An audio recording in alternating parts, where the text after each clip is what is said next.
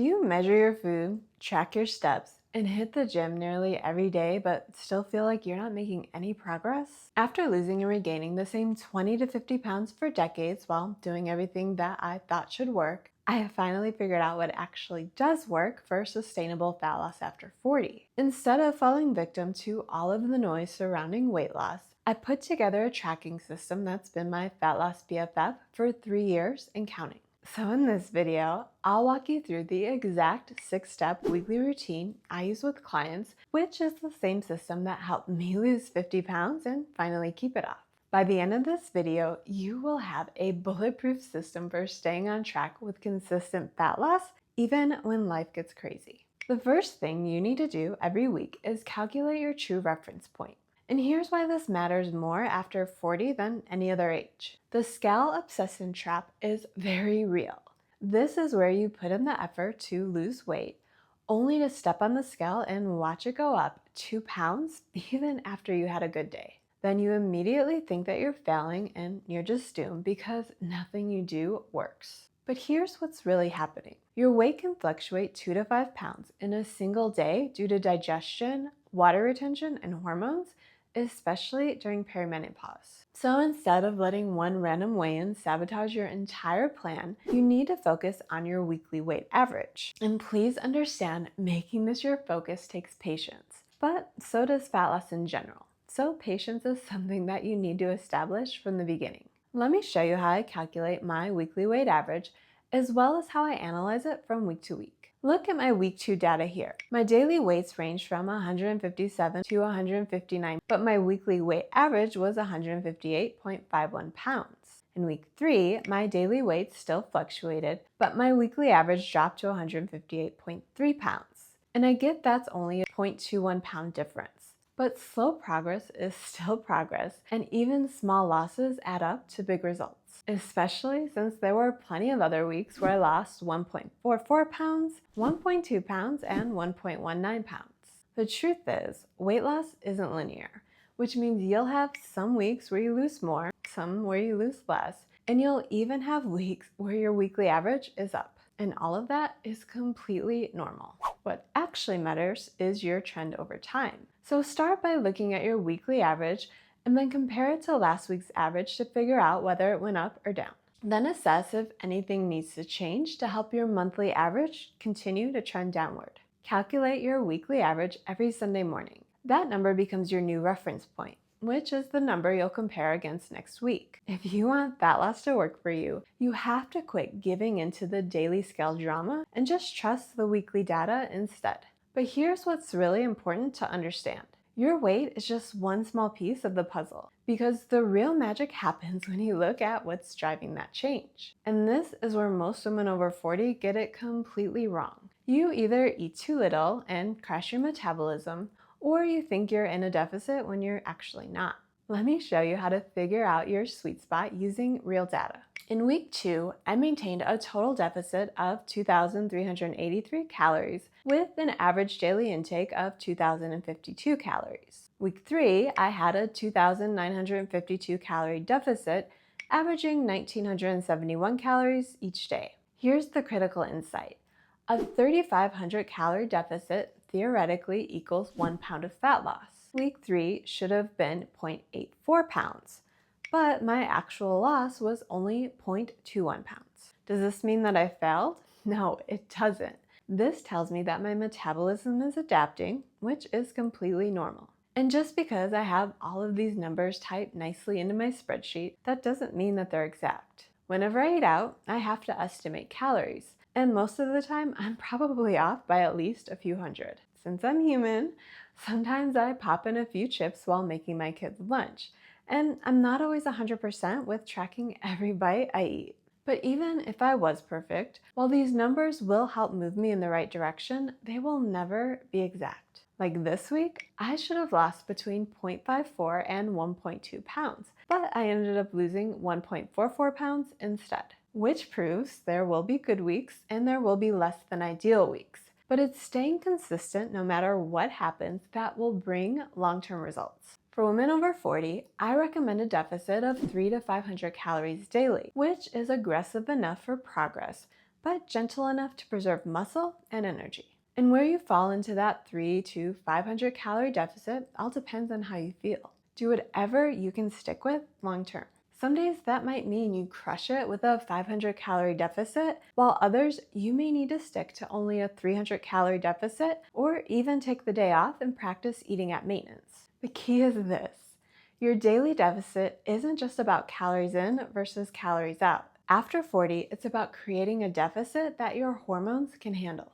And if you keep trying to rush the process with a deficit that is as big as possible, no matter how you feel, that's when you'll completely give up or find yourself continually starting from scratch. Here's something else most women get wrong. You continue obsessing over your weight, but after 40, losing weight isn't the goal. Losing fat is. But weight loss and fat loss are actually two very different things, and they're measured in different ways. Let's look at this data transformation. Now, let me go into this section by saying that I am not under 20% body fat. The drawback to these at-home body fat scales is they don't tell the truth. Because here's my smart scale telling me that I'm hovering around 20% body fat, but once I had it checked with a DEXA scan, that number really came back in above 30%. So just like any other scale, they lie. But they are still useful when you use them to track trends, which is exactly how I use mine.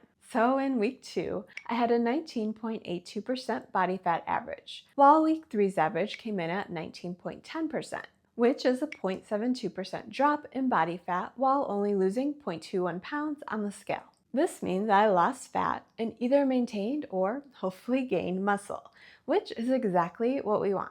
Now, did I really lose 0.72% of my body fat in only 1 week? The only real way to tell is to get another expensive DEXA scan. But instead, I'll just take this for what it is: a positive nudge that I'm moving in the right direction. But why does tracking body fat matter even more after 40? Because after age 30, we start losing 3 to 8% of our muscle mass per decade. But every pound of muscle you preserve burns 6 to 7 calories per day at rest. So if you lose 10 pounds of muscle, your metabolism drops by 60 to 70 calories every day, which I know doesn't sound like a lot, but if your metabolism drops 70 calories a day for an entire year, you'll gain an extra 7.3 pounds of fat every single year, even if your calories stay consistent.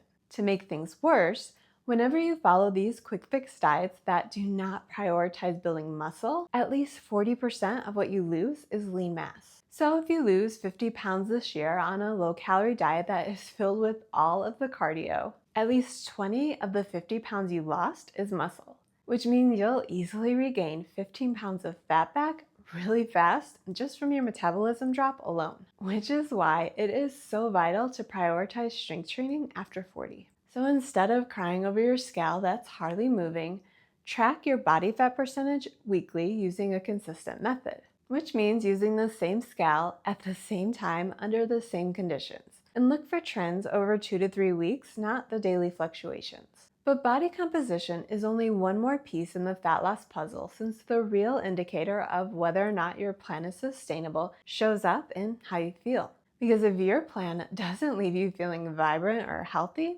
what's the point? So you can take pictures in your skinny jeans and gloat all over social media while vegging out on the couch because you have zero energy to do anything else? That's why this next step separates sustainable fat loss from crash dieting. And it is absolutely critical for women over 40. Every week, I rate my energy levels, sleep quality, and recovery on a scale from 1 to 10, and here's why.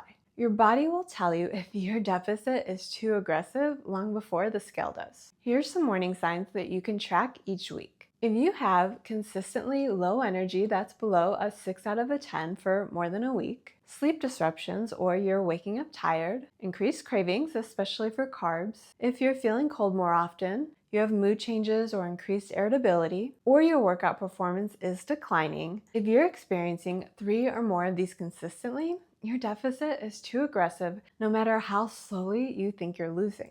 Remember, after 40, your stress hormone cortisol tends to be higher, which means recovery just takes longer. So a deficit that worked in your 20s could be metabolic suicide in your 40s. Your energy levels directly impact your ability to stay active, which brings us to the next crucial metric. Back in your 20s or 30s, Maybe all you needed were a few extra hours on the Stairmaster in order to drop fat.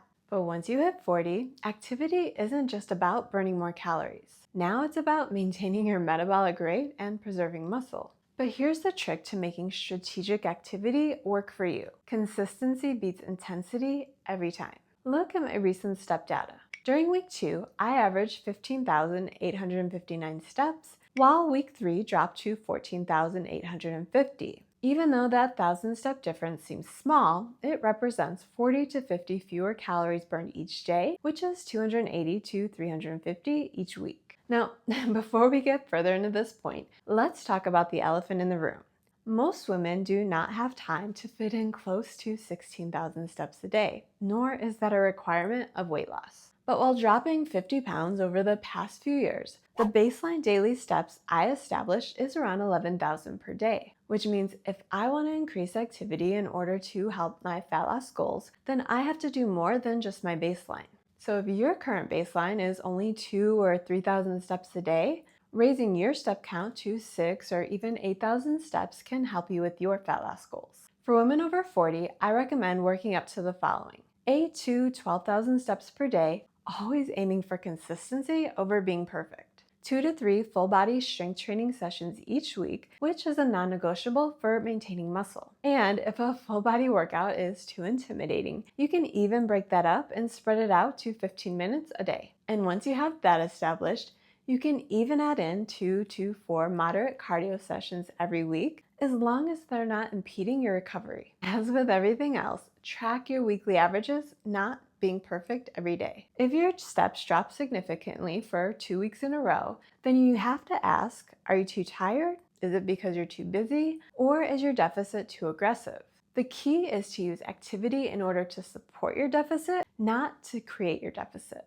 But there's one more factor that will make or break your entire plan. This is a step most people skip, and it's exactly the reason they fail. Every week, you have to honestly assess how well you're sticking to your plan, which means each week sit down and figure out the following. How many days did you hit your calorie target within 100 calories? And are you on track with your weekly average if you decide to cycle calories? How many days did you reach your protein goal? How many planned workouts did you complete? And did you find ways to progress your workout? Then you have to look at your calorie average for the week and compare that to your target.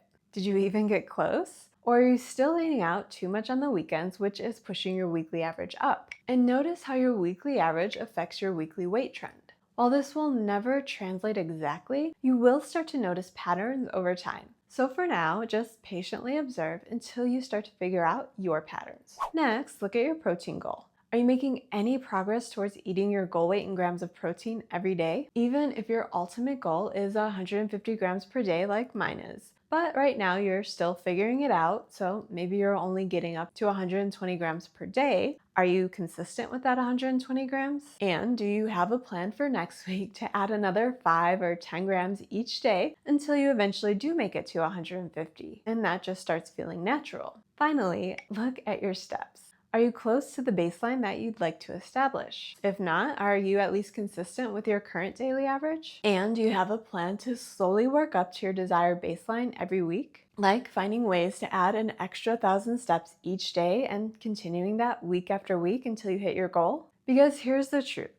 Being 100% perfect never helped any dieter reach her goal. It's staying consistent with where you're at now and then striving to be just a little better than next week is what will help you actually achieve your goal. If you notice that you're not as consistent as you need to be for steady fat loss, then use your data to look for patterns. You still struggle on weekends or during stressful work periods? Is your menstrual cycle completely sabotaging your results? If it's too much of a fight to stay in a deficit during these times, then use those times to practice maintenance, because that's actually a useful skill that you'll need to develop in order to maintain your weight loss. Sure, you won't get results quite as quickly, but at least you'll eventually get there instead of always starting over. Make sure you're using this data to strategically adjust your plan, not to judge yourself or figure out ways to be even more extreme.